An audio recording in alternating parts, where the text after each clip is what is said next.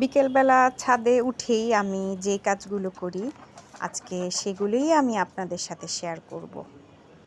আসসালামু আলাইকুম, কেমন আছেন সবাই? Welcome to my blog.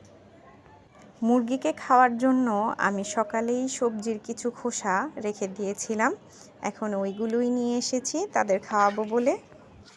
এরই ফাঁকে লালিকে একটু ছোলার ভুসি দিয়ে দিয়েছি, সেগুলো লালি খাচ্ছে কারণ ভুসি তার খুবই পছন্দ।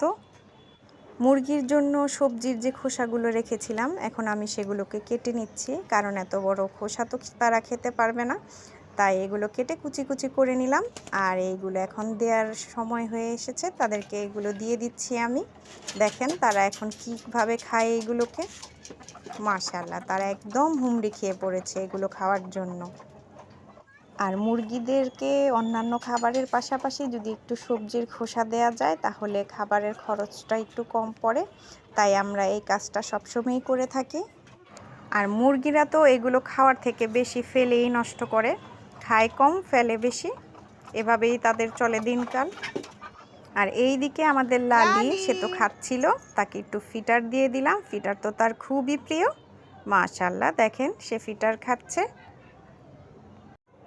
আজকের জন্য এই পর্যন্তই। আল্লাহ হাফেজ।